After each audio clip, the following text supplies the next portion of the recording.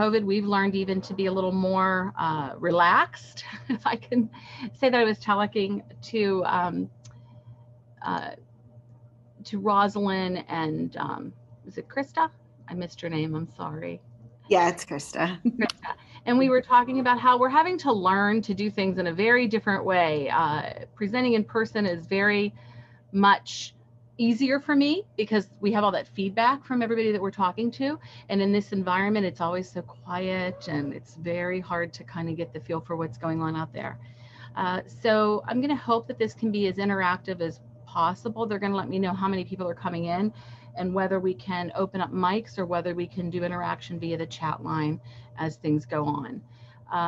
One of the things I'm going to do is I'm going to introduce you to my co-presenter that I've had now for 8 months with COVID, because you may hear her in the background. So this is my Lucy. I don't know if you can see her.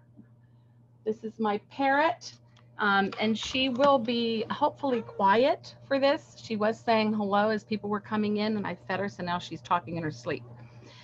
So one of the things that we've had to learn to do is to deal with all of those experiences in our lives. And as a family member, my son has come to the door wanting to know where lunch is and where the snack is and, what else is going on. So we've all kind of had to deal with all of this interruption in our work lives and merge that with our family lives. So welcome into this session. I am Maria Silva. I'm with Allegheny Family Network.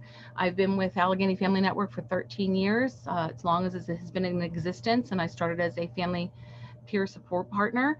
And our mission is through peer-to-peer support and education and advocacy. We partner with families with children with behavioral health needs to improve their quality of life. We are in Pittsburgh, Pennsylvania, in Allegheny County. I know we're making a lot of local news lately. So one of the things that we learned very quickly was we had to be very flexible and creative and use technology. So the name of this session is Flexibility and Creativity Using Technology to Support Families.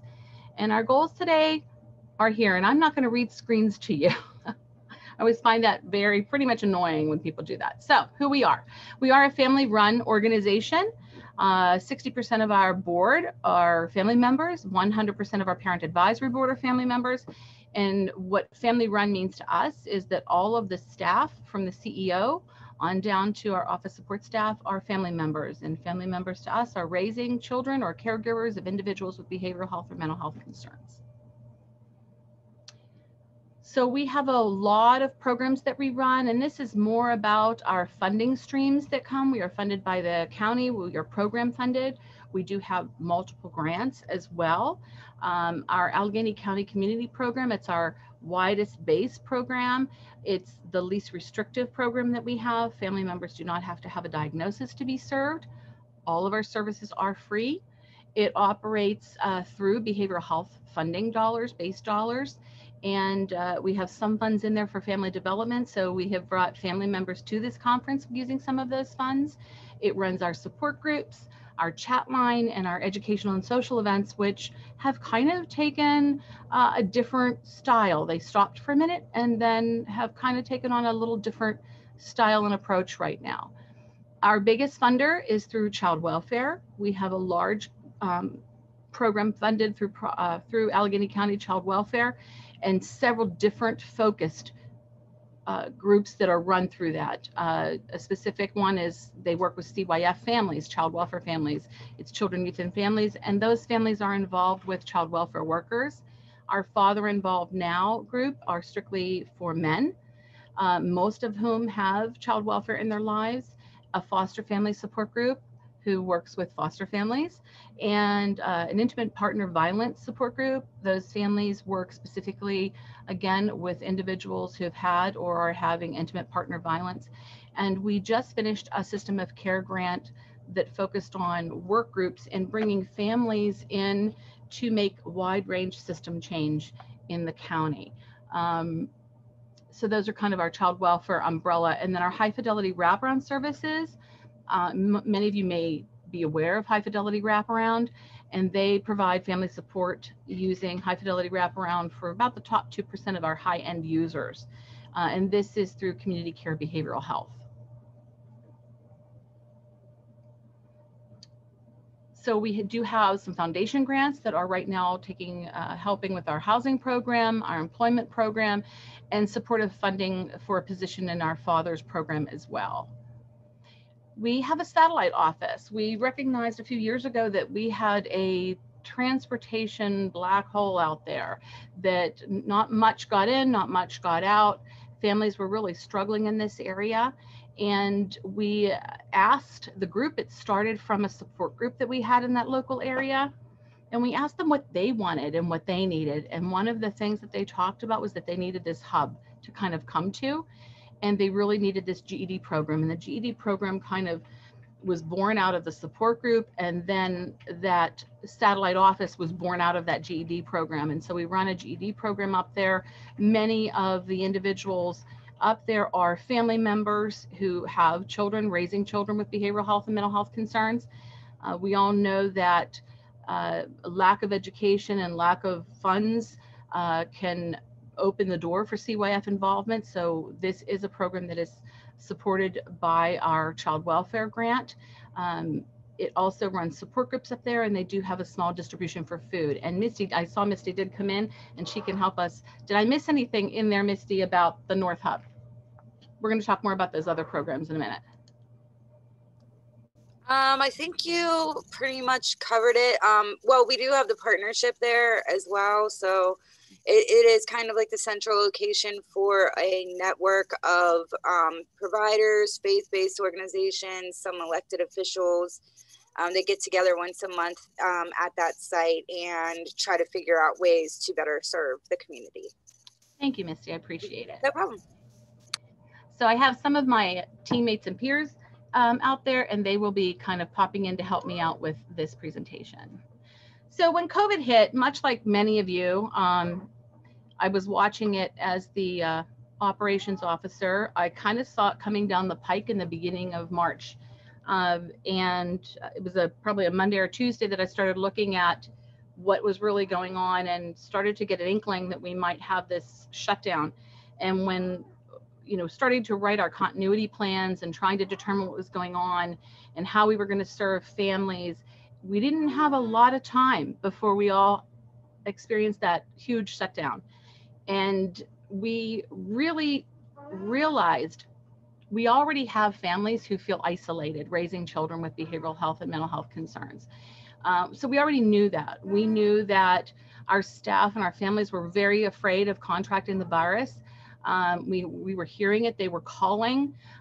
Staff was very stressed and anxious about what was going to happen. Everybody was watching the news. We all were gathering around our computer screens that Friday, March 13th, when the president had his talk and talked about shutting down. And so we had to go very fast and enact very quickly on how we were going to serve all of our families. We knew schools were closing down. University of Pitt was the first one I had heard closed down on that Wednesday, and immediately began thinking, how are we going to get families served? How is our staff going to manage with children at home and still seeing people? And so there was a lot going on. And if you remember those early days, there was a lot of misinformation, a lack of information, trying to understand what it meant to mitigate. What did people need to be safe? Should they wear gloves? Should they not wear gloves? How do you wear a mask? When do you wear a mask? What does that look like? Everybody was very much in a high anxiety state. And we are the caregivers. We are the caretakers so that people can go on and take care of their children and their families. And then as COO, I really had to start looking at the compliance with the local and state orders that were basically not a whole lot at the time. If you remember back then, it was a lot of difficulty getting that information out and trying to compile it from the World Health Organization, the CDC, the county had different orders from the state had different orders from the federal government. There was a lot going on, and really trying to make sure we were in compliance, all while maintaining our contracts and what the requirements were for our contracts. And so, like many of the providers that are out there, we all began to kind of scramble. We also knew that we could use some technology to reach families, but we serve such a large, diverse population in Allegheny County. Our county is the size of Rhode Island. And we have wealthy neighborhoods and we have very, very poor neighborhoods. And we have neighborhoods that have all phone service, and we have neighborhoods that barely anything gets in and out with phone service. We have a lot of mountainous areas. So we knew we had a lot of different things we were going to have to think about in those beginning times. Anita, do we have too many people in here to open mics, or should we just use the chat line? We have 41 participants. Okay, so maybe we can do it through the chat line if you could. Okay. Was there anything, did this hit home for everybody? Were these the similar experiences and thoughts that you had in those first few days of the impending situations? Was there anything different that I'm sure I missed something that any of you experienced?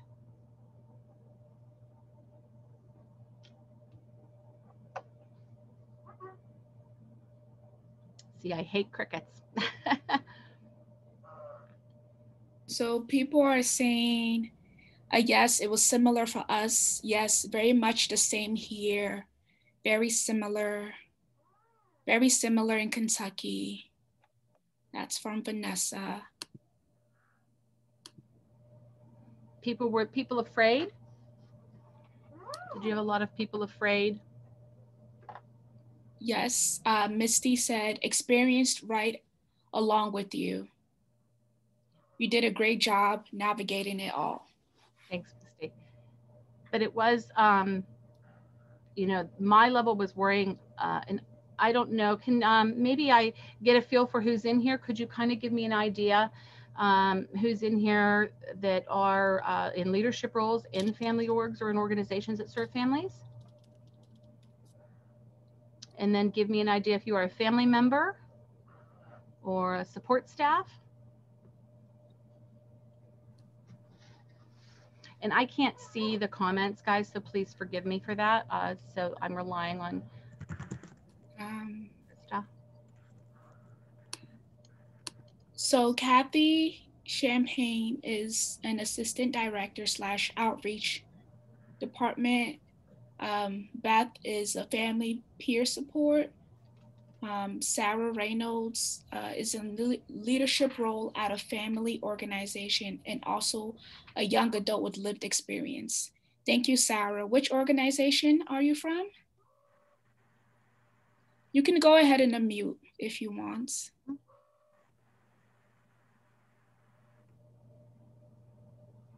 Hi, this is Sarah Reynolds. I'm from the Association for Children's Mental Health in Michigan. Great, thank you. Charmaine is the Director of Community-Based Care for Mental Health Agency in Ohio. Kanika is the Director of Michigan's Parent Training and Information Center, PTI. Yeah. Henry Moore is the Project Director, Families as Allies of Mississippi. Kathy is from a family support organization. Anita, a family member and a NAMI. Shantia is from Step Inc. in Memphis, Tennessee. Jody Zito is a parent partner in Hawaii. Wow. Sandy Thompson is the ED of Family Org and a family member of Family Inspiring Families in Nebraska. Okay, so we have a wide variety. So I can, and I'm looking back and forth, I have two screens, please forgive me. One of the things that for me in my position, I had to think about my staff and the supervisors, and I had to think of how we were going to comply with contracts and how we were going to meet the compliance from the state and the county. And I knew my supervisors were coming in and what are we going to do? How are we going to protect staff? Because they were very concerned about staff and what was that going to look like for them. And staff were very concerned about families that we served. So we all kind of felt like we all kind of had a good focus, but I know that in our individual roles, we had a different focus of concern and fear and how we were going to manage the gamut of everything and get it all up and running as quickly as possible to make sure that families were safe and felt like they were being taken care of and their voices were being heard, because life still goes on. And like we heard this morning, there was food insecurity going on still. There were people behind closed doors. I know many of us had toilet paper shortages, something as simple as toilet paper that we never thought would be such an issue for us was going on. We had cleaning products not being able to be found. So there were a lot in those early days that we had to really think about. And we had to really begin to think about how we were going to reach families and make sure that we were able to do that. And of course, we had to start thinking that technology was part of that solution. So we're having a little bit of technical issues. So our new mantra became creativity and flexibility. We really couldn't be so stuck to our procedures and policies. We had to get very creative, very fast, and think about how to deal with all of this. And then I came across a phrase that I used that very first Monday morning, the next 2 days, with our leadership, that out of adversity lies the seeds of equal or greater opportunity. And so I'm going to share with you one of the first things we did as an agency before we go on. And it takes me just a minute to operate with these screens, so please give me just a second.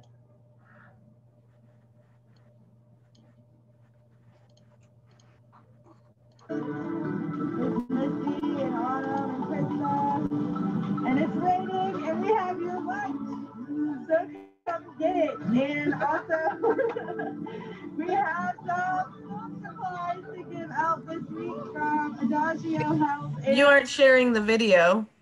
I'm sorry? It's not showing. You aren't sharing the video. Yep. There's Misty. You do see the video? Marie, it's not showing up. No, it's not showing. Oh my.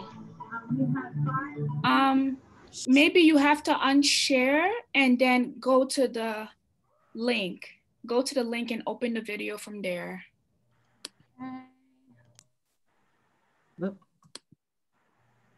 did unshare, correct? Yes, and then open the video and then share that screen. So click on the video in this. On this. Hold on, let me get it started again.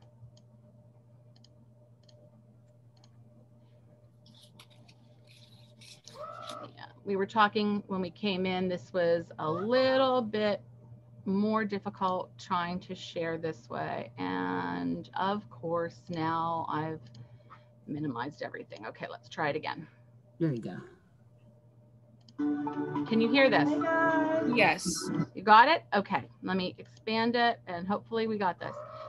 Do you hear it? Yes. Does everyone else hear it? Yes, we hear it. Yeah. Thank you. So come get it. And also, we have some food supplies to give out this week from Adagio Health and the Kids Power Up program. You're live.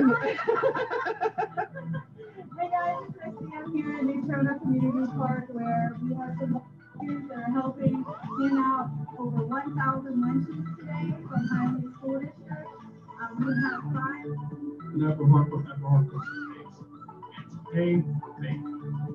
Today, I'm making Snicker Doodle cookies, almond flavored Snicker Doodle cookies. So here we go. Just going to put this on, safety lock on, start it on low. The finished product. Absolutely delicious. I just wanted to take a quick moment to say with my children in the background acting crazy, one of my personal favorites is called Walking Taco. So I just wanted to share this recipe with y'all, and I hope you enjoy it. We are just about done. This is not hard. The kids are going to love this. Done. There you have it. Pico de Gallo Walking Tacos from your man, Chef Everhart. God bless. Hi everybody, it's Miss Kara from AFN North. I would like to read you a story today from my home. It is called The Monster at the End of This Book, starring the lovable furry old rover. Hello everybody. You turned another page. You do not know what you are doing to me. Now stop turning pages. Well, look at that. This is the end of the book, and the only one here is me. I hope you enjoyed the book, and I hope you are all at home staying safe and healthy with your families and being helpful and kind to one another. Hey, my name is Christina, and I'm from the Pennsylvania Parent and Family Alliance. A little bit about the Family Alliance. We provide support to parents, primary caregivers, children with social, emotional, behavior, and mental health challenges. We're here for you if you need support, if you need resources. We're also here for you when you're ready to share your experiences and get more involved in system change. So when you're ready to be a leader. Hello, this is Tammy Harper from Allegheny Family Network. I'm one of the supervisors here. We are all together working from home. Yep.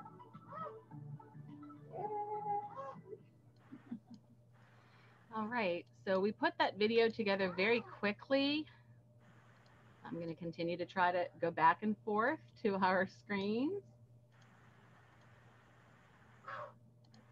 And I've got the bird going on again.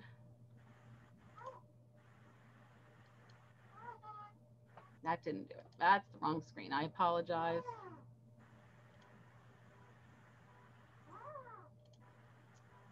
All right, ladies, I lost it again. You can go back to your presentation and share that screen.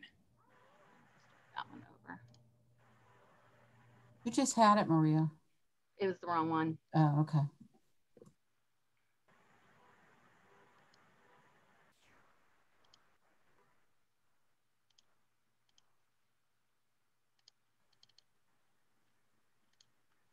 Okay, so we had to do our continuity plan. Again, many of you may have already had yours. We talked about what we had to do first and where we had to look. We knew we needed to stabilize our staff to make sure that they had what they needed, and we rushed to get, some of our staff had laptops, some of them preferred to use their phone to do case notes, and some of them preferred to come into the office and use desktops. So very quickly, we had to make sure that staff had the equipment that they needed to be able to carry on, even to do those first timesheets, to be able to make sure that those were being submitted, that check requests were being submitted. We closed our office doors by order of our county executives. No office was allowed to be open during that time. It was a little difficult to go back and forth, but we managed to get through and make sure that staff was getting what they needed to be able to perform their jobs. We very quickly had to put policies and procedures into place to ensure that safety and that continuation of business. The governor submitted out a business policy that we had to put on our doors. We moved very quickly from conference calling to the virtual platforms and Zoom. And I went back and looked at my calendar, and that was all completed within a week. So Friday, we shut our office doors, and by Wednesday, we had our first virtual meeting and we're signed up for Zoom. So we went very, very quickly into Teams meetings and Zoom meetings and issuing statements to staff to make sure that they felt comfortable. We really wanted to make sure that they knew we cared about their health and their well-being. And staff's focus, because our staff was amazing, was on the families. And they really wanted to go out and visit families. And we really, for a lot of them, we had to tell them that that was not safe and not acceptable until we got the okay. And we had procedures in place to make sure that they were safe. So we did weekly updates via email. I sent out, we have 48 staff at AFN in various positions. So we had weekly, daily emails in the very beginning, letting them know what was going on. I attended county meetings during the pandemic. I am considered the pandemic officer at AFN, and I needed to be aware of what everybody else was doing in the county. And so I attended a child welfare meeting, a mental health meeting, a county all provider meeting, a Department of Health meeting, and they were all starting to be set up via Teams. And it was really important to get that information. I wanted to get the information directly from the county so that I could pass accurate information on to our staff so they in turn could pass it on to families. when you go through a crisis like this, information is really the key, and the communication of that information is what helped de-escalate people and make them feel more comfortable. We started to share what families needed, and we were pulled into these meetings as the family org in the county. We were being asked, what do families need? Where are the trouble spots? What can we do to help? And so we were turned to as a real key player in all of those meetings, kind of letting them know what we were doing, as well as what we needed as for staff and for families to go on there. So eventually I had to do the schedules for the red, yellow, and green. Our state adopted a red, yellow, and green. Red meaning we were completely shut down on lockdown. Yellow meant we had a very limited access to our offices and allowed some access to families. And green doesn't mean go. And that is what I had to really tell a lot of our staff. It just was a little bit less of a restriction. We are still only at 75% capacity in the office and observing all social distancing and just beginning to do some in-person groups, but our numbers must be maintained low according to our governor's orders. Maria, we have a question. Yes. Someone said, how many staff do you have? Yes, we have 48 staff. So it was a lot to manage, but we managed it. Again, we had to order some laptops pretty quickly. I myself took my computer home. We got some of the supervisors' printers ordered. We had a lot to do in those first few days.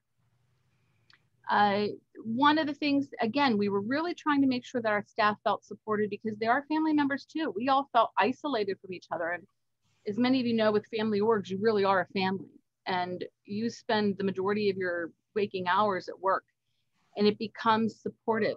As a family org, one of the wonderful things our CEO enacted was the first half hour of every day is a time where where staff can gather and talk and get resources from each other, pray with each other if that is their decision, or just share information.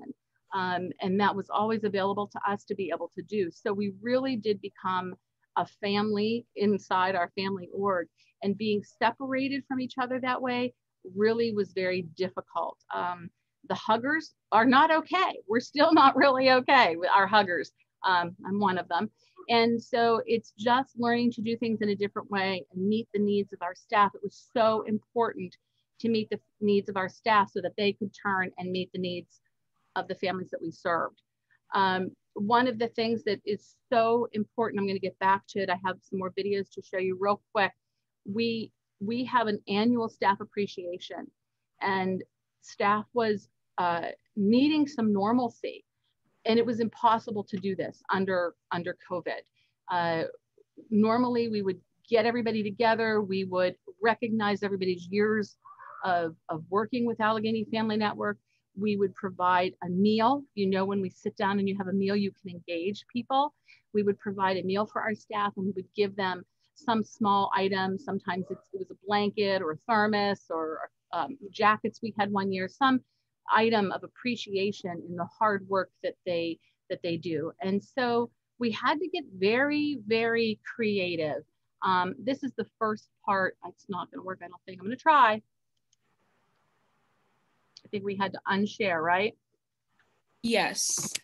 Do you see anything right now? You're still sharing. So you want to tap it so that the share screen stops? Yep. Okay. Yes. On. And go back over here. Do this again. And I'm so sorry about the bird now. Can you see this? Yes. Do you see the staff appreciation sign in the middle? Yes. Perfect. Okay. And can you hear it? Hi, this is Ruth Fox from. Can you hear it? Yes. Yes. Is it possible you can increase the volume a little bit? It's a little to recognize all our wonderful staff and all that they do for families each and every day. Okay, that's better.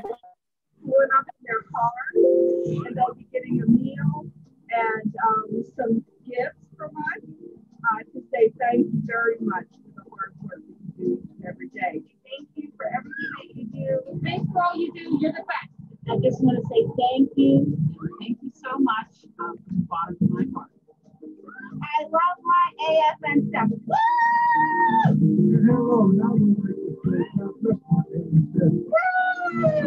We love Rose. Rose has been here how long? 14 years?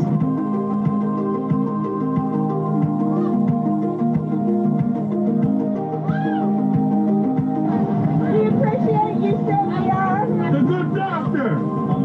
Miss Rhonda. God bless you. Miss Nancy. God bless you.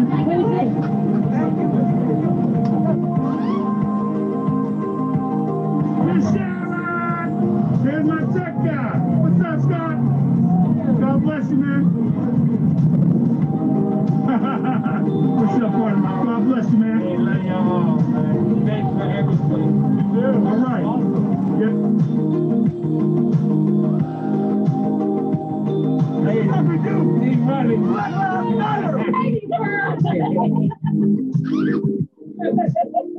We appreciate you, Kurt.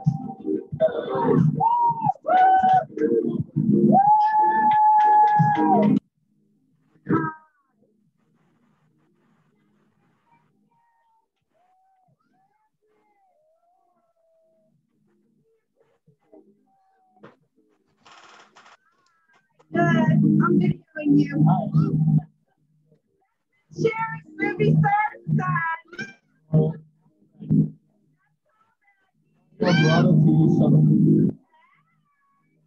Mary's on 3 years. All right. Oh, we appreciate you. We appreciate you. Appreciate you, Doc. I miss Linda. We appreciate you, sir. Hi, Nikki.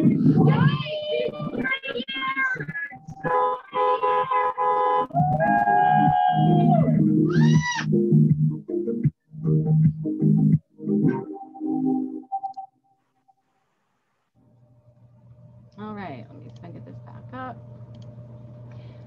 All right, let's see here. Ah! Hold on. This is difficult at best.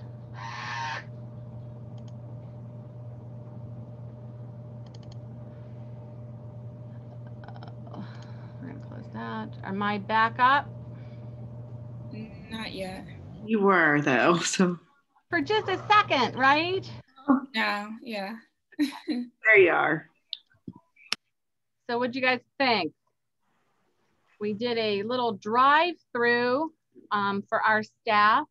They pulled up, they got a meal, they got a certificate of appreciation and a little gift. And supervisors, with very few exceptions, were very distant. Some of the people that you saw actually share homes together or are very close within their small circle of friends. So we really did the best we could in continuing to have staff come to the office. We had our parking lot. We set up a tent and the supervisors were socially distanced in the tent. We were outside. This was in June. And we passed out items and we had lots of hand sanitizer and face masks available and really showed the staff how much we cared. And the man who got out wanted to dance. That's what he said. He said, "What do you mean I can't dance?" And so we said, "You can dance, but you have to pull over and you have to park down there."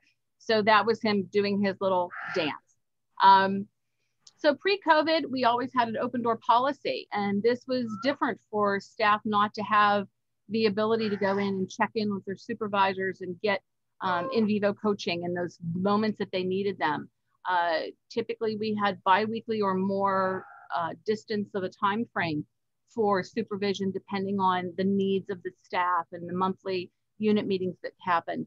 And then during COVID, we recognized very quickly that the staff needed to be supported a lot more closely. And so they began to do daily and weekly calls. And I'm so sorry. Can you see her? so that we always had a pulse on them and knew if they were decompensating in any way. If there was an outbreak or a concern, I was notified at all times. We had virtual coaching and virtual weekly supervisions and virtual staff meetings. All staff went online, and we have all of our staff. We had one this morning where all of our staff are on, and they are very excited to see each other. And we start out every one of those meetings with celebrations and making sure that they are doing okay. We recently had a staff fun day Friday where we played bingo and apps on our phone, and all in effort to make sure that we're checking in on staff and they're getting what they need from the organization, so that again, that their cups are full to be able to go out and serve the families. Brain break was instituted pretty quickly on, and it was amazing. We had it in real life. One of our staff, our administrative supervisor, she would have brain break once a week where she would invite the staff to come down, and they were not allowed to talk about work. They would have lunch together and they would play games, or she would have a theme for the day. And that has moved to virtual brain break twice a week. It's very well attended. And again, staff kind of goes on and it's a theme for the day, and they talk and they share. We did not want to see trainings go by the wayside. We knew in this environment, it was important to very important even to up that game and make sure that our trainings helped staff, because that helps families. So well-trained staff is able to be active and get through their own crisis as well. So as you can see, this is the extensive list of training that we have had just since March. And if you look at this, many of them are dedicated to COVID-19 issues. We recognized very quickly that the trauma and stress was occurring just because of COVID. We had people who were ill. We had people losing family members. We had to begin to talk about grief and loss of normalcy of life. The loss of the freedoms to go to the store, the loss of the freedoms to hug somebody, the loss of the freedoms to see your grandchildren, or to go to the school, or to have your child go to school so that you could go to work. There was a lot going on, and I'm not telling any of you anything that you don't already know. But this is kind of one of the ways that we combated what we needed to do, how we felt we needed to train our staff. And Misty was the one that set up the majority of all of our trainings, listening to the supervisors and what they said they needed to do. And in addition to the trainings, we had skill days. And skill days for us are a little different because they focus on the procedures and policies in-house. So how to write a good case note during COVID, how to complete your time, and how to flex your time appropriately. And so those are what we call our skill day training. So I'm sure many of you know this: if you take care of your employees, they will take care of your clients or families or whatever it is that you call them. But we genuinely care about our staff and their well-being and their families. But we are a business. So we realize that our staff is the lifeblood of our agency, and they're the key to our success, but we need to make sure that we are doing business. Anybody have any questions at this point?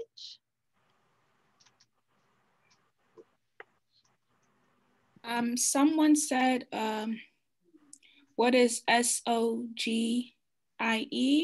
Very good. Oh, I love that you caught that. SOGIE is sexual orientation and gender identity. I'm gonna get it wrong. Expression. I think I got it.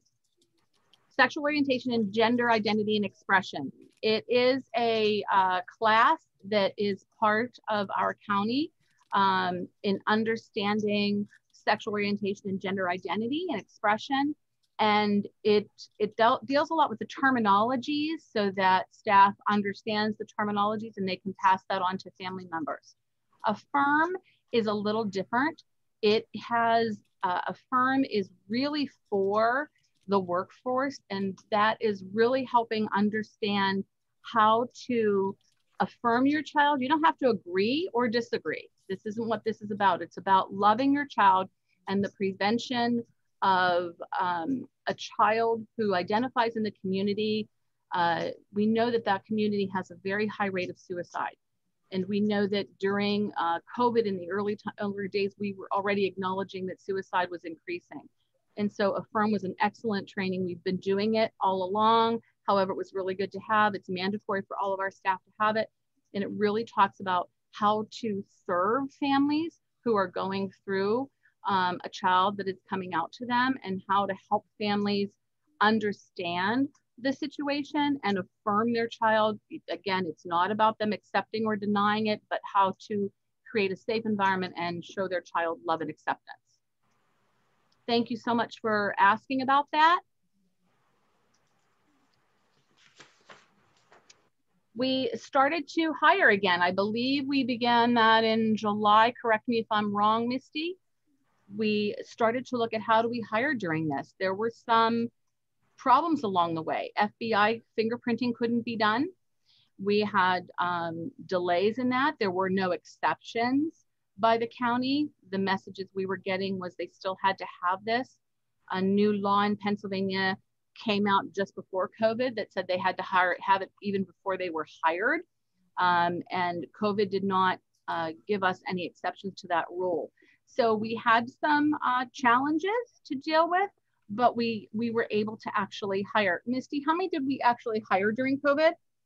Was it 2 or 3?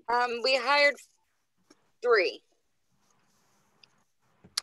Thank you. And you gave me an opportunity to take a drink. So we did virtual onboarding with them. We did virtual interviews. We maintained safe distancing. Some of our teams met their new people at the park. And I know George had a meeting with his team at the park, and they all had a different table to sit at. And they did have a lunch out there. They were all able to take their lunch, and they social distanced. I believe that was in July or August as well. We hired new staff onto our statewide org. PA Fax, it's not called that anymore. I don't have it in front of me. That Christina houses is, do you have that in front of you, Misty or Tammy? It's the PA Parent and Family Alliance. Thank you. Thank you. They're saving me, guys. All right. So as you can see, it's all about collaboration when we do all of this. So we did do hiring as well. So once we had staff kind of taken care of, and this is not a linear approach. We started with our staff and very quickly moved to families and what families needed from us, but it was all going concurrently. I just kind of compartmentalized them for this presentation. Engaging and maintaining supportive families is crucial. It's absolutely crucial to what we had to do. There were a lot of challenges in that beginning, acknowledging what families needed from us.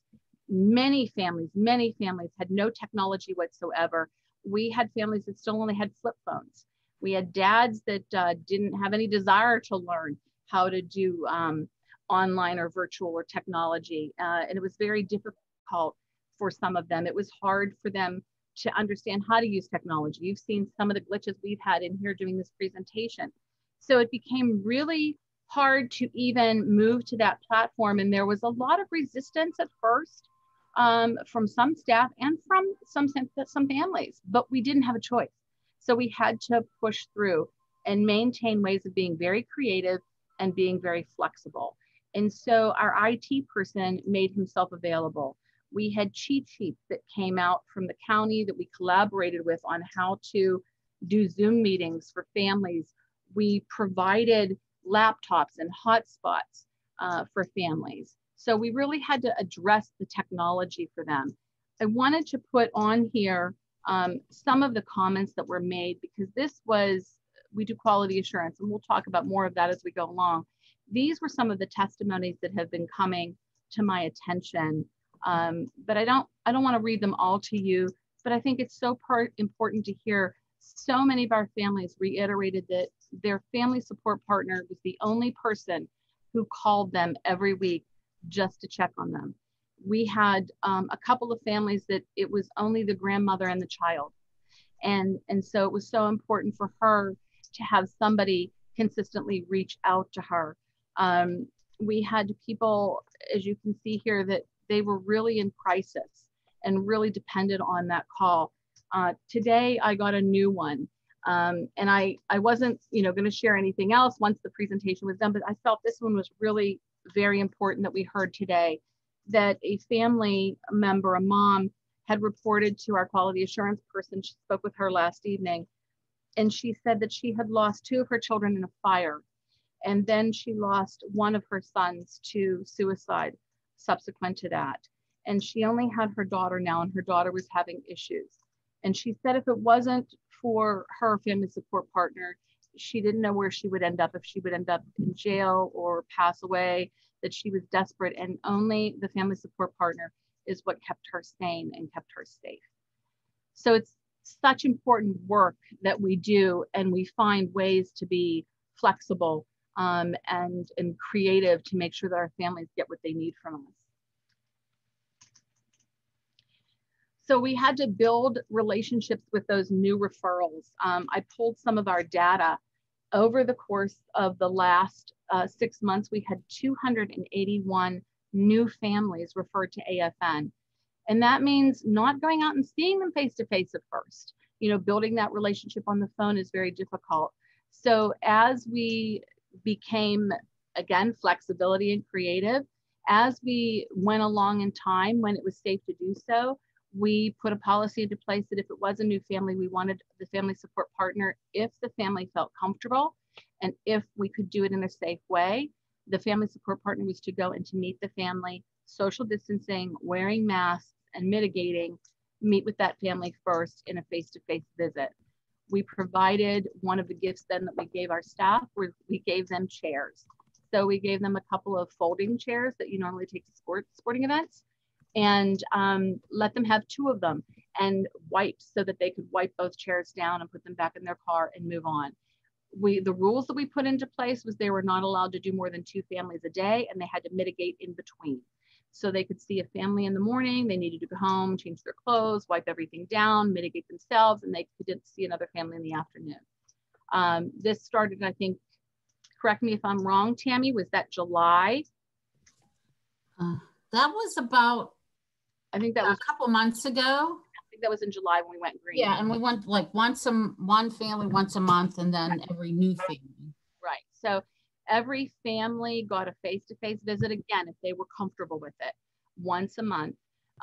We got a phone call. Regardless, they got a phone call at least once a week, as long as they were okay with this. We let the families drive these orders. We really moved to that virtual platform as quickly. Virtual, yes. The virtual meetings became really important, and it was not easy. We had a staff that still had a flip phone. So we really had to move through some of this and getting staff on board with it and families on board with it. You know, our staff ranges in age as well, up into we have family support partners. I can't out people, but are older than me, and I'm approaching 60. So, you know, we had a lot of different things that we had to do and help them with technology. We really had to take an assessment of everybody's needs. We had our quality assurance calls. We had to change those questions to make sure that we were hitting on what was needed to be done. We wanted to make sure that they were able to, that we were making sure that staff was doing their job, but we also needed to know what families wanted. Did they want home visits? Were they comfortable with home visits? What could we do to ensure the safety of our staff and the safety of them while at the same time? Did they need anything to be able to conduct virtual visits? Did they need anything? Were they having virtual visits with their other providers? Was there anything we could do to help the other providers engage them? We increased those calls for quality assurance because, again, we didn't want to put such a burden on our staff. So our quality assurance team kind of pulled up as well, doing increased calls. We saw a huge need with school, as I am sure all of you are seeing as well. It became really difficult for parents who themselves, many of whom themselves didn't understand the schoolwork. How many of you can't handle this math that they're doing now? You can just use your emoji and raise your hand. I am so glad that my children are no longer in school. So parents really didn't know how to approach all of this. And they reached out to family support partners. We provided them with laptops. Misty worked really hard with the partnership that she referred to early on in getting technology needs for those families up in that area and across the county as well. Those virtual visits increased. We helped them with schooling issues. We had IEP meetings virtually. Court became virtual in our county. One of the first visits we had at court was a different county that had opened up, and our staff said, you know, this dad really needs me to support him, and if this person's on, he knows who it is. He said, this dad really needs me to support him. Am I allowed to go up there? And I said to this family support partner, you know, I really admired their dedication. I said, you may, but you have to maintain social distancing, and you may not go into the courtroom. You can meet him in the parking lot and offer him support in the parking lot and make sure that you're safe and he is safe. But I understood the need for that father to really have somebody that was a friendly face before he went into that courtroom to battle for custody and visitation of his family. So, you know, it was really being flexible and creative and enforcing how we wanted staff to be safe, because as an agency, then we would be liable. So it was a balancing act of understanding what people needed. Ready Set was our system of care group, and they had virtual support groups and work groups. And we needed to maintain our engagement with families to get them to come to those work groups. It really did open up opportunities for learning. And one of my supervisors sent me information, and she said it was really interesting to begin to see the opportunities that came up, that there were actually barriers being broken now because of virtual visits, that some families actually began to, as they got used to them, began to prefer virtual visits because it opened up their time slots. Staff was able to do more visits more frequently with more time on their hands to be able to do them. They got more done because they weren't doing all that traveling. Families were able to do visits without transportation. Childcare didn't become an issue. We had a family, it was amazing. And Tammy, I think this came out of your unit, that we had a family who had visitations improve because it became virtual, right? Was that out of your group, Tammy? Yes, and we had staff making sure that would happen with the attorneys and the judge. Right. And so it really gave, I believe the quality assurance call on that one came back, that it gave them the opportunity to get to know the parent in a different light. And the foster parent became more open to having those meetings as well. So we saw some seeds of opportunity occurring with all of this. It really it shed a new light on FSP's creativity and the supervisor's creativity of coming out and really thinking about ways to serve families.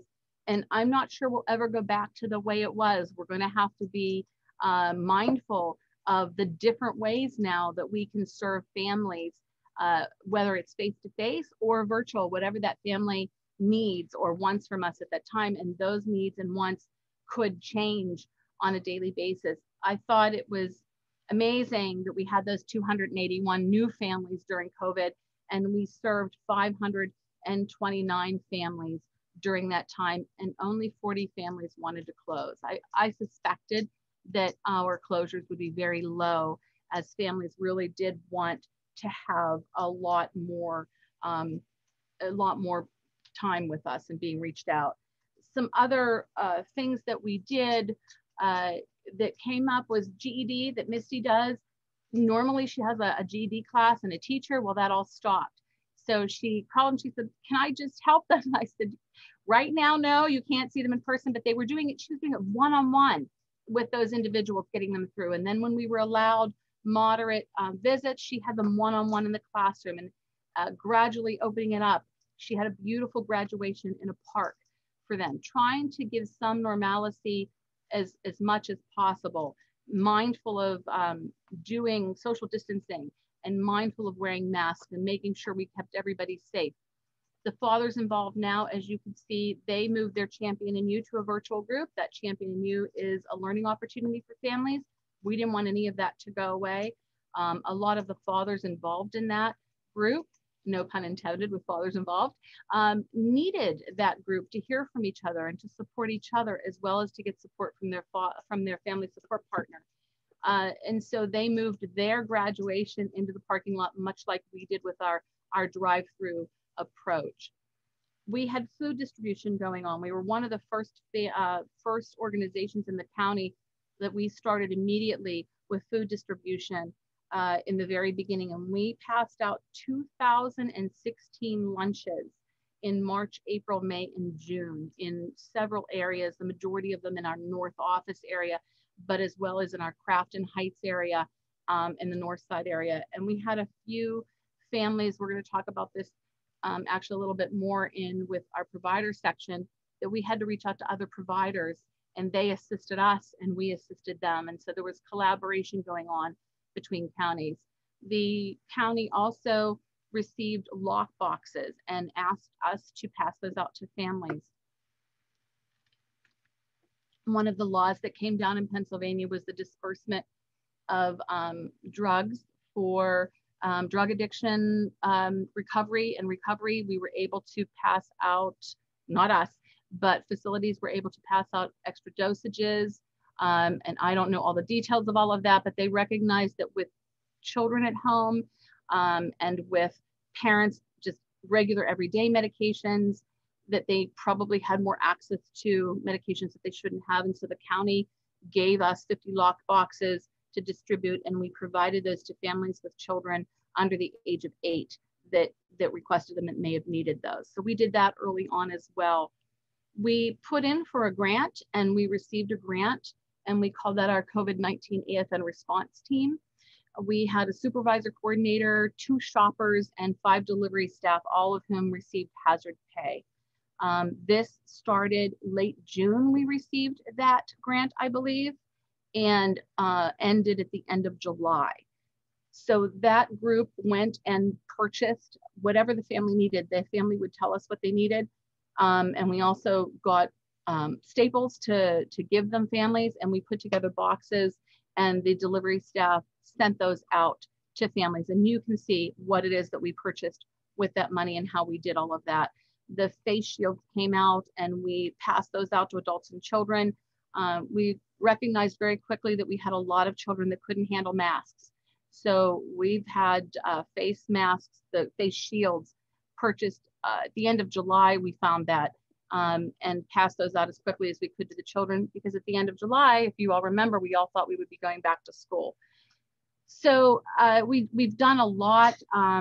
Again, we had families who we thought would be able to tap into the resources that were made available by the government to prevent utility shutoff, but there were exceptions to some of that. And now with families that weren't working, it made it harder. So we were able to assist some of them. Again, the school lunches are on there. Do we have any questions or comments at this moment before I continue? Someone said, oh, I think they asked about PAB, but I think it was answered already, right? Parent Advisory Board? I'm so sorry. Thank you so much. Our Parent Advisory Board. So our Parent Advisory Board are parents who have graduated from one of our programs. And I really appreciate you stopping me. That's why I hate this format, because I don't know if I need to explain something a little deeper. So I really do appreciate, please feel free, Krista, to interrupt me to answer a question. So our Parent Advisory Board are parents who have graduated from one of our programs and are ready to begin to give back. And they're an amazing group. They are at a place where we always go through crisis ourselves. However, these parents are almost to a place where we'd like to start talking to them about hiring them. They are ready to give back to the community. They look at all of our printed materials. We pull on them so much to ask them what is going on. They have a pulse of the community because they themselves are still in it. And they really helped us do so much recently, and we pulled on them. They went virtual as well. So their meetings were once a month, and now she has a formal meeting with them once a month, but she's had several impromptu meetings with them in between to pull on them and to help us understand if what we were doing was the correct thing to do, what we were publishing was done appropriately, and was there anything else we were missing? So thank you for asking about our PAB. And Maria, we actually have a couple of the PAB members in the presentations today. So. Thank you. If you guys could put a thumbs up and recognize yourselves, I appreciate them so much. And that is Krista from Allegheny Family Network, who actually runs that PAB. And we cannot express how much we appreciate our Parent Advisory Board. So thank you all for asking. And give them kudos. So we moved our support groups from in real life support groups to virtual support groups, and then we even combined our support groups. We maintained that in-person visit with safety measures in place. Even in the early times when we were under complete lockdown, we were required by law to assist with some of our child welfare visits. So some of those we had to maintain, especially with court. So those things had to be done, and we had to recognize how to do that, how to make sure it was safe, and be very firm in the rules and our policies and procedures to our staff to maintain all of that. We maintained team meetings and court virtually. We had regularly scheduled check-in calls with families to maintain those connections. And as you saw in some of the comments that were made in the beginning, families began to know that at least they were going to get a call from their family support partner minimally every single week. And some of them were scheduled, some of them were impromptu, some of them said, I just want you to check in. Some of them said, I'll need to talk. And it really was driven by the families and with the family support partner. And the supervisors were very much in contact and understood what each family was requesting as well. We wanted to get very creative. So it was interesting when I put this out. In fact, it was Krista. I said, I want to do this. I want to do this. And it took us a while to get it off. And as soon as we did it, everybody seemed to be doing reading to the children. It was amazing to see. And then we did that cooking with Justin, and he did that live cooking show with families early on, which was fun and amazing. We have upcoming cooking classes being offered. We partnered with somebody that has Tastefully Simple, and they will be doing some Tastefully Simple demonstrations. And then we are providing everybody that attends those products to be able to cook their own meals. And we're focusing on inexpensive meals. And the person that's doing this herself is raising a child with autism. And so she knows what it's like to be stuck at home with a child who can interrupt the day and have a difficult time when mom or dad is cooking. And so it was really important to us to show that we understand what families are going through, because we ourselves are going through it as well. We have our Toys for Tots distribution coming up. We love Toys for Tots. We've had to get very creative with Toys for Tots.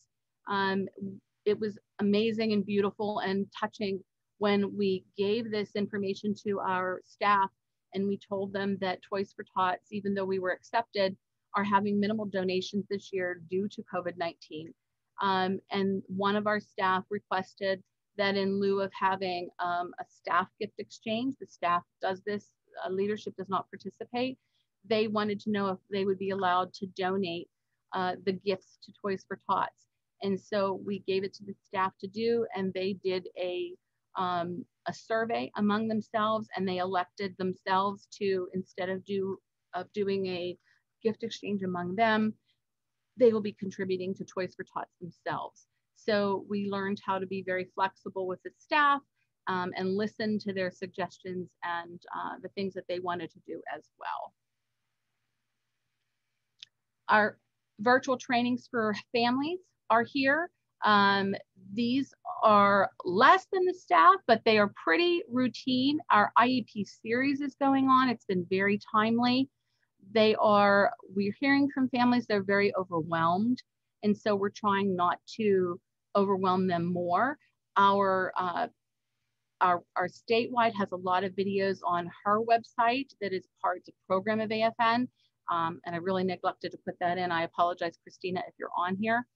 That we need to, she has a lot of videos on there that they can go to after the fact.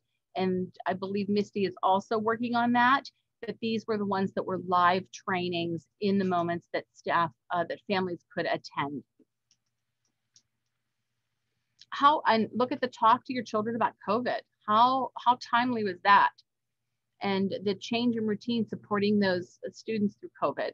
So these were great trainings for family members. Any questions on anything we've gone over so far before we kind of begin to talk about those agency relationships? Maria, there was a question about how we were able to support family members with laptops or the notebooks, and also how we were able to hook them up, so to speak, with some type of hotspots. Yeah. So our staff worked very hard. Misty was able to get, Misty, do you want to talk about one of the funding streams that you got for that? Can you repeat the question? She wanted to know how we were able to provide hotspots and laptops to some of the families. And I know that you were instrumental in getting that collaboration out.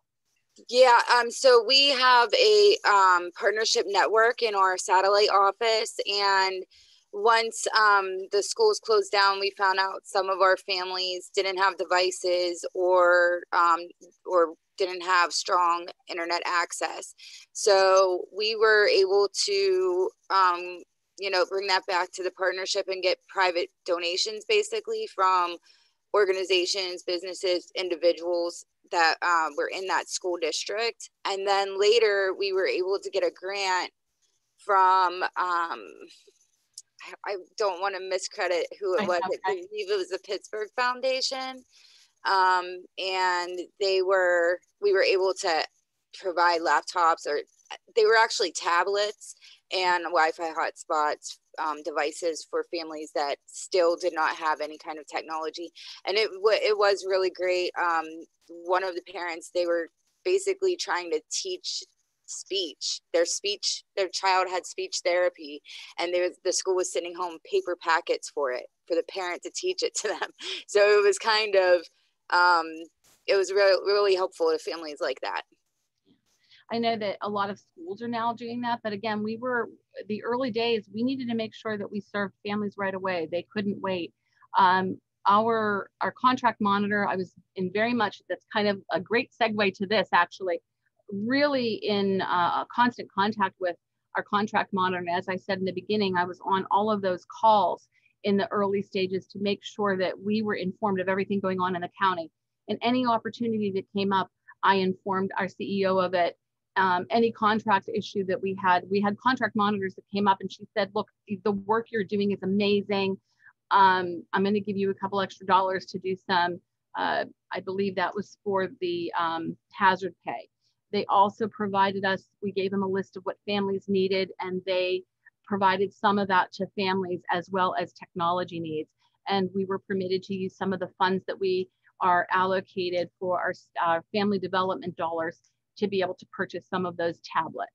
So we found creative ways to be able to do this, and a lot of asking, because it didn't hurt to ask, and collaboration. It really was a time to come together with other agencies. There was so much work. The mantra on all of those calls was, there is enough need for all of us to help fill every need in the county. And in a time when normally you would have a lot of competition, we found that it was great to divide and conquer the workload, because it was so intensive and there was such need. Am I getting a wind up yet, Krista? Oh no, there were some questions, so I thought this would be the easiest way to get your. Absolutely, good go. So, Julie wants to know, how can someone replicate what you're doing? And she also asked, did you help them get internet access as well? I don't know if you answered that one. So we did with the hotspots, and there were a couple of families that put in a request for a few months assistance, which we did to bridge the gap until the schools came out and did it for them. Again, that was using some of those funds that we were able to tap into, and using our social services, our child welfare department. Duplication, you got to be creative, and you got to be flexible, and you got to ask. That there is no no's in our world. There is maybe not nows, and there's not this way, but you've got to find a way to do it to help those families. And our program that serves the state, they've had to be extra creative, because they have a lot of families in urban or in rural areas with absolutely no communications. So it's really about thinking outside that box and getting very, very creative. I posted things on my Facebook page and got things donated on my Facebook page. So it's just about, I'm not proud. I'll do it for AFN and for our families, right? Yep. And then Shauna has a question. She says, any tips on addressing Zoom fatigue? We're finding families and providers are both having challenges with attending one more Zoom session. That's in quotes. Do you keep it short, more breaks, engaging visuals, space sessions out? Any advice as well? All of the above, whatever works for you. This is a time, again, for flexibility and creativity. You know, we try to keep it fun. Our all staff meeting used to be several hours. We try to keep it down to 1 to 2, and we try to keep it moving. Just like I'm trying to engage you this way. It's boring. This is so boring. I know so many of you have your cameras off and you're like, oh, it's boring. We've got to find ways to engage.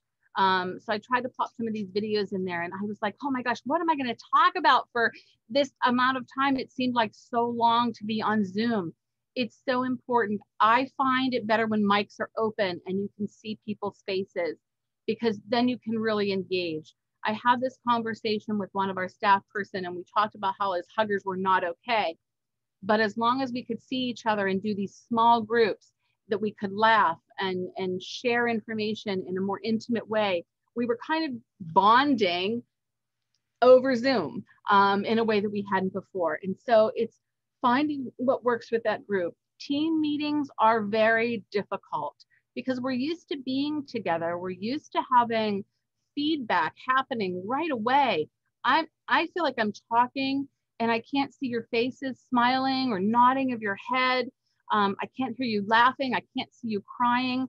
It's really hard to bond in this way. And so anything we can do that can think about why you're affected by Zoom fatigue and broach that and figure out how to make that work. Taking a lot of breaks. You know, I'm constantly on Zoom. My head hurts by the end of the day. I tell my boyfriend, out of words, I'm done talking for the day.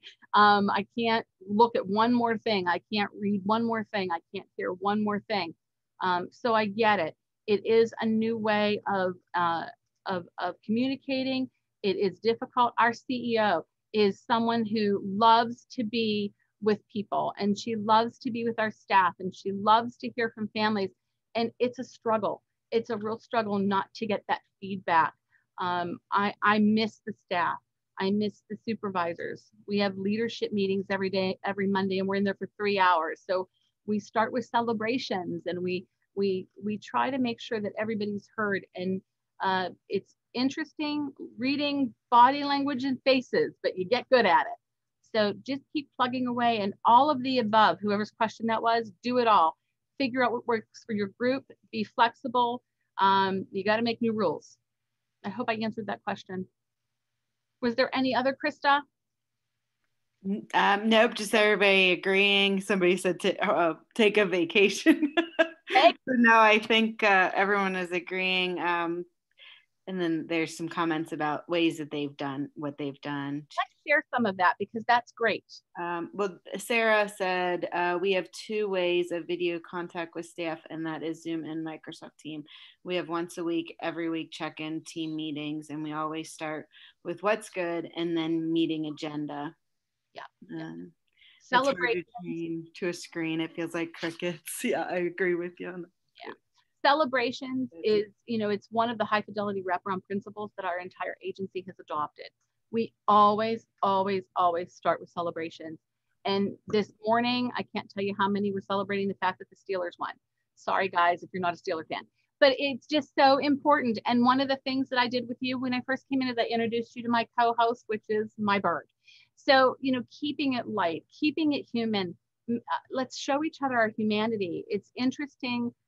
It was great in the beginning. I would wear something fancy on top and my PJ bottoms on the bottom, or my shorts on the bottom and a suit top on the top, and showing each other our humanity. You can bond over that. I think it's important to show that we are, some of our vulnerabilities are coming out on camera that they wouldn't normally have done. I've walked staff through my house and said, look at the dirty dishes in the sink and look at the mess in my house because I was under construction. And so you have to be willing to rethink and be creative and be flexible. Roxanne, did you want to say something? I see you on there. I just don't want to miss anyone. No, not really. I just couldn't. Smiling. I'm so thrilled that you're smiling. When you said that, I like to see people too. So yes, and I love your background. It's beautiful. Thank you. Thank you. And as far as Zoom, I like the breakout rooms. I'm like you. I like to see people, and I think it's better to interact. Yeah. With body language tells you a whole lot. It does. And it's interesting that you said the breakout rooms. I haven't mastered Zoom 100%. I kind of start the meetings up and I get in, get out, get what I need, but I haven't like tried to run a meeting with all of the technology. Some of my coworkers and supervisors are much better at it than I am. But you know, we've had them teaching us, which is great. Tammy was in there kind of saying, oh, try this, try that. And this is what's really funny. Tammy, I'm going to out you. Tammy had very low computer skills, and now she's managing, she's learning, and she's doing and training. It's wonderful. I think we all had to. Right? Maria, a couple weeks ago, I did a training. There were 87 people in the room, and you want to talk about talking to crickets? I couldn't stand it. And I did the same thing. I was talking before I even was sharing my screen. So it's so hard. It's so hard. So thank you so much. So partner agencies. Not only is it important, so we've talked about staff and how important that is, and talked about families, the people that we serve. We wouldn't be here without them. But we have to remember about our partner agency relationships. These are also another side, you know, this three-pronged stool. You take away one of these legs and the stool doesn't sit anymore. So we really need to think about they all are in tandem. And we had to learn new ways to serve families, and we had to share. Being on those county calls, really putting ourselves out there and really collaborating with all of this. We've done 6 outreaches to CYF and presented 200 staff for a new program that we started. We did, I'm trying to find all my data because I wrote it down. We did 300 people at 4 different vendor tables across the northern area. Again, these were when we opened up. Please remember that I'm saying we were opening up in phases, and we did only what we were allowed and what was told to us that we were allowed to do by our government, our local agencies, and our CDC. We followed all guidelines, and we have touch wood. We've had no exposure. So we're really taking it very, very seriously. I take the safety of our staff and our families and our collaborators very seriously. And we need to just figure a way to be creative to do it. And so it's just, again, thinking of all of that. When we first started, I tend to watch trends. That's what I do.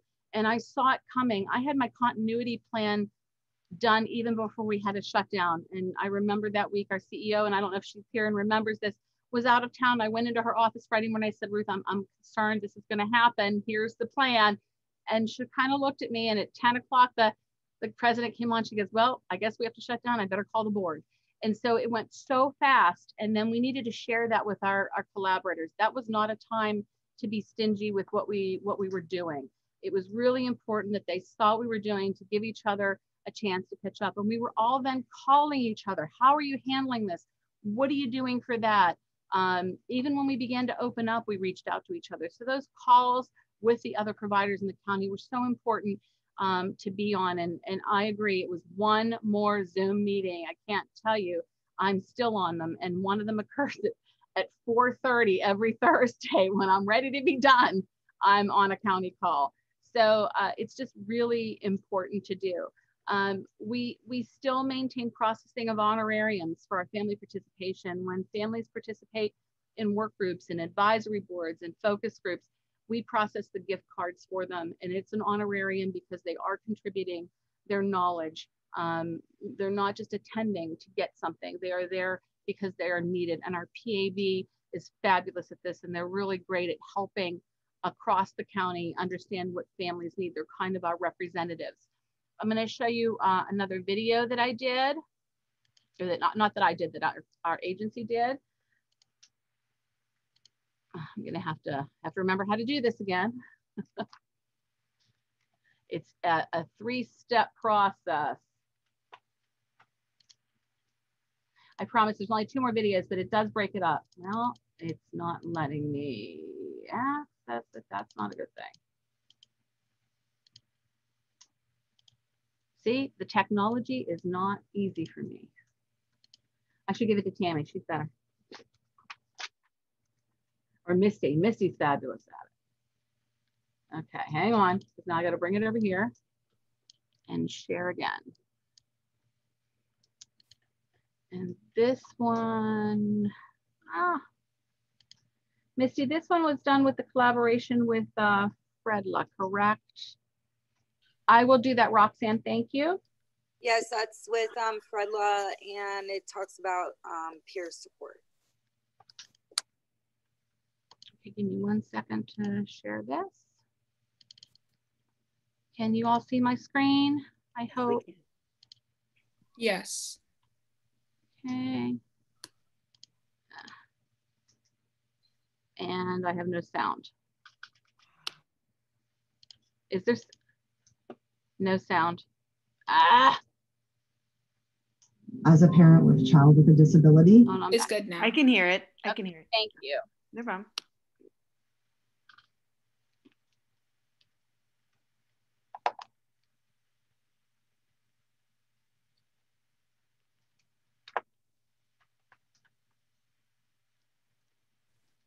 As a parent with a child with a disability, I think it's very important for parents to have other peers to reach out to that understand what the process is and understand how taxing emotionally and physically it can be.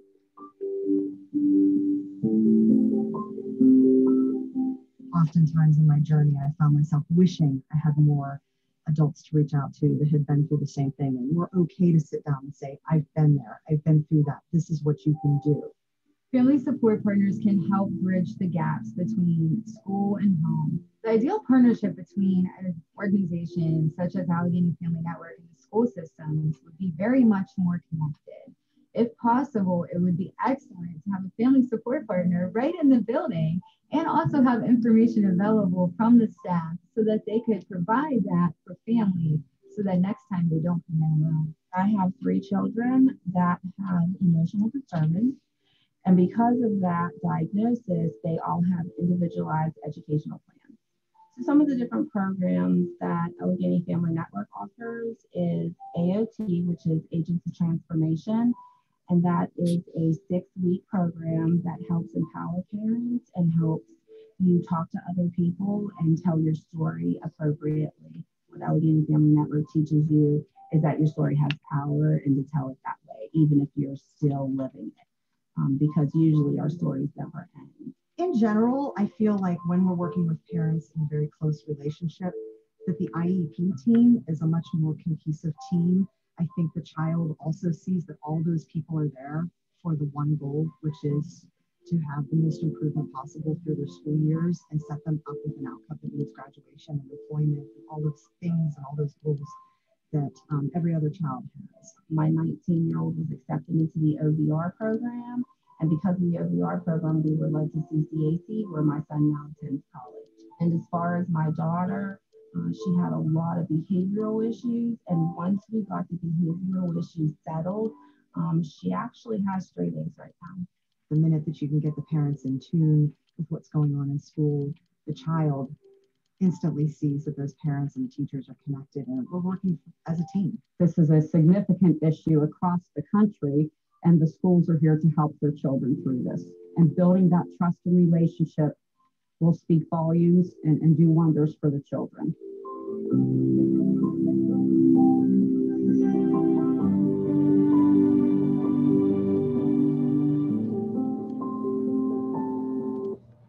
Okay, I gotta stop this again.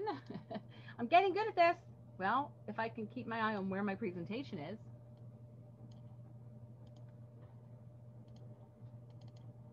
Okay.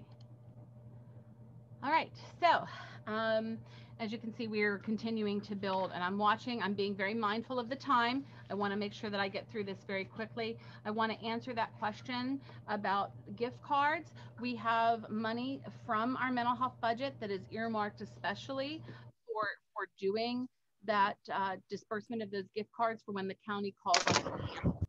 So it's not in any type of routine. It is when our parents are pulled in to do any focus groups, or when they're pulled in to do any of those activities, they will get a gift card, an honorarium from AFN and subsequently from the county is what that is. I hope that answered your question as quickly as I saw it come on the screen. So I want to really briefly, because I know we don't have a whole lot of time left. So before COVID started, we were in the middle of starting some new projects. One was the Circle of Parents, which is a national program supporting parents who are at risk for intervention by child welfare. So have child welfare in their lives due to abuse or neglect. We actually trained all of our staff in this program. It is a support group, and we started to receive the funds for that long before COVID started. And then when COVID started, we had to stop everything we were doing. That organization had to train us all. At the time, they were doing in live trainings, and they had to move that to a online platform as well. We are now up and running with our Circle of Parents, so that was started during COVID. Our Parent and Caregiver Support Project, which was a national study within the school district, and Misty gave me a beautiful outline. I just know that we don't have a whole lot of time to talk too much about it, but it is groundbreaking. I cannot explain how much this is going to affect all of us. It is a study examining the efficacy of parent peer support in coordination with local school districts. So it's really going to show just the work that parent peer support does for families. And this is, it is through, I'm going to get this wrong. Misty, can you help me out here? Is it the University of Washington State and the University of Pittsburgh along with Fredla? Is that correct? Yes. Okay. Did I hit on that all right? Yes. Okay. I'm just trying to make sure that I get it all, because I'm just watching the clock ticking. I want to make sure that we get this last video in and open this up for any other questions. So we have the HUB program, which is funded by the CARES Relief Act. Really quickly, Misty, that's your baby. Do you want to talk really briefly about that? Sure. So basically, they are localized areas that the students who are doing remote learning and hybrid learning models school districts can go to get onto their classes and do their schoolwork, get some socio-emotional support. We have a teacher and a learning aide that just monitors the room and helps them with the technology.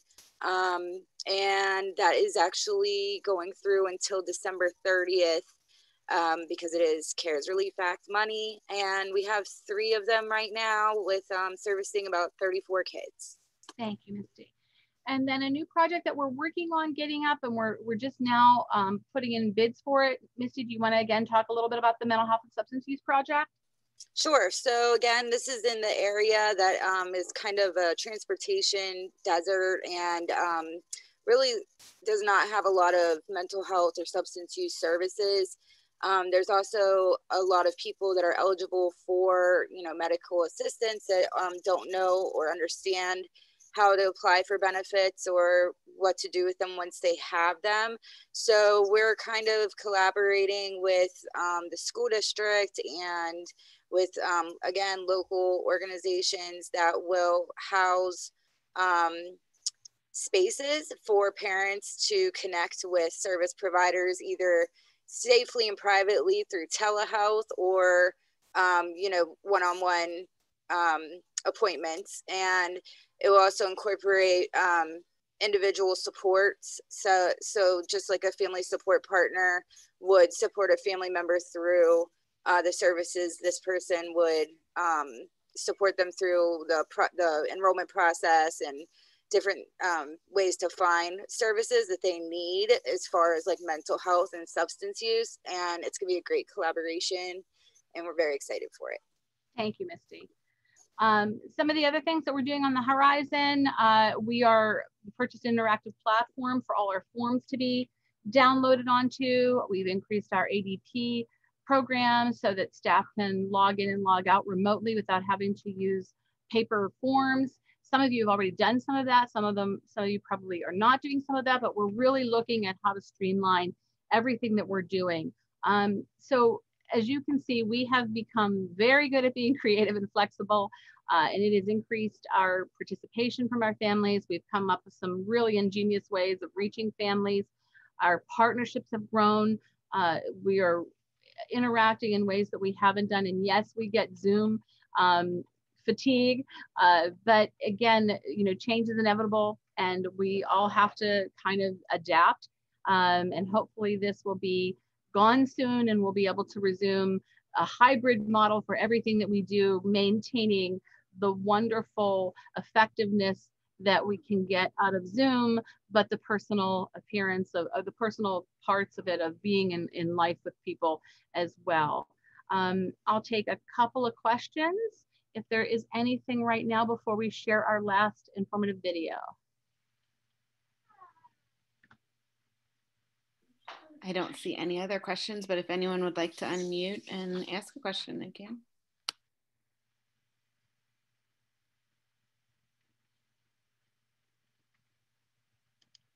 Okay, I'm gonna go ahead and pop this on and then we can open it back up. I got one. It's found on the last bullet. Let me take a look at that.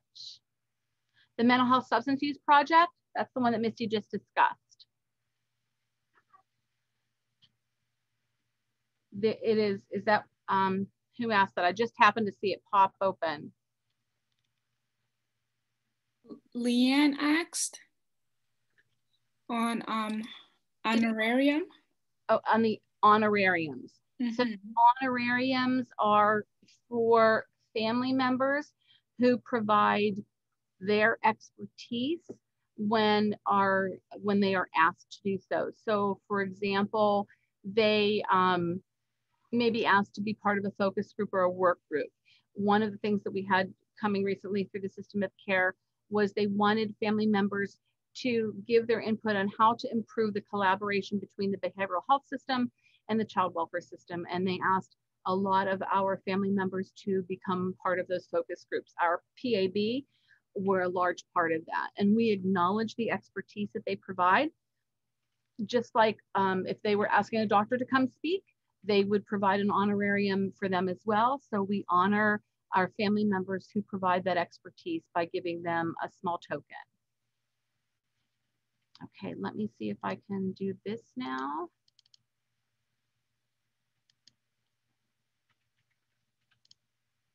Hi, this is Ruth Fox, CEO of Allegheny Family Network. Allegheny Family Network serves families who are involved in all child serving systems, behavioral health, children, youth, and families, education, and juvenile justice. The purpose of Allegheny Family Network is to respect, empower, encourage families with our lived experience. Everybody at Allegheny Family Network has raised or is raising a child with mental health or behavioral concerns. Our contribution for mental health awareness this month is that some of our staff will be sharing pieces of their journey with you. I'm Maria Silva, the COO at Allegheny Family Network. I am an AFN family support partner and AFN administrative staff. My name is Shadina Higgins, and I'm a supervisor at AFN. Family support partner. Family support partner. My name is Alexis Noga. I'm a supervisor at Allegheny Family Network. I am an AFN family support partner. Family support partner. One of the supervisors with Allegheny Family Network. An AFN supervisor. Community family support partner. Hi, my name is Christine Snyder. I'm a supervisor at Allegheny Family Network. Hi, my name is Shauna Oakland. I'm a family support partner. I'm admin staff. Hi, my name is Krista. I'm the supervisor at Allegheny Family Network. My name is George Fleming, and I have 4 children and 12 grandchildren. Raising a child, raised a child, a mom that has raised a child, raising a child, Mother of 2 children, a grandmother, mom, aunt, wife, and I have raised a child I have raised a child, raised 5 children. And I'm raising 2 children. 3 children. I have raised 3 children. And I am a father of 4 sons. And I'm raising 3 kids. I am also a mother of 4 children. I'm a mom of several children with mental health and behavioral concerns. Along the way, we have had many challenges. We have chosen to focus on the good. And we went from despair to hope. And through it all, we have learned that communication is the key. So now, this is what my child and I have chosen, perseverance. And we've learned to work together as a family. We have chosen to never give up on each other. Through all the ups and downs, we've chosen to incorporate our faith and focus on our strengths. We've decided to be our genuine selves and not obligate ourselves to conform to the expectations of others. We have chosen to thrive and strive to thrive and live life to the fullest. I have learned to be patient with my sons and seek help. But I've learned to take a plunge, climb the mountain, advocate for my family like I need to. Through all the ups and downs, we have chosen to work together to write a new life story by changing the pages from ones of weaknesses, struggles, and labels to ones of strengths, triumphs, and succeeding against all odds. Mental health is not a life sentence. It's just a journey along the way. Hope will change everything in our journey. At AFN, we help other families thrive through resiliency. Thank you.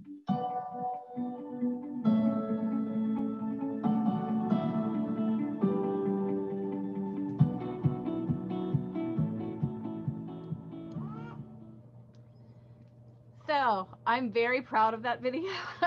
It always brings tears to my eyes. And I hope that this presentation has helped you think a little bit about some ways that you can be creative and flexible in your own areas. And if there's anything that we can do to help, please let us know As a and reach parent out. of a child with a disability, I think it's very important for Hold on, let me parents get to things have. closed up. There we go. I'm so sorry about that. Kept going in the background.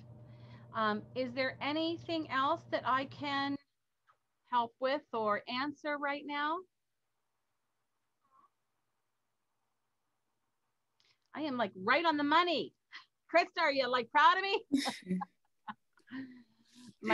my room moderators, I'd like to thank Yes, thank you so much, Maria. Great presentation. A lot of people are enjoying it very much. I just put the link to the keynote for Thursday's session above. I unfortunately don't have people's emails, so if you would want me to email you the link, you can drop your email in the chat, and then I'm also going to post the survey link as well. You can answer right after the session.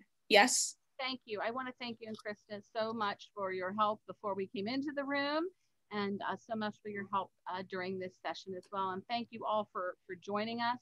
And again, please reach out to AFN if there is anything we can do. And stay safe and stay healthy out there. And thank you for everyone that came in, for everything you're doing for families.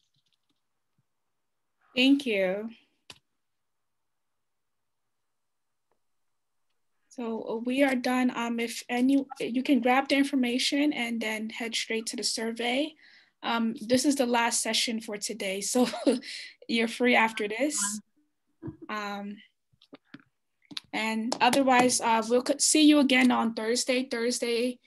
You should have the program and other materials to join the sessions on Thursday. It'll be the same format, just different rooms, different presentations. So does anyone have any questions or concerns? Thank you, Jolie, for everything. Great.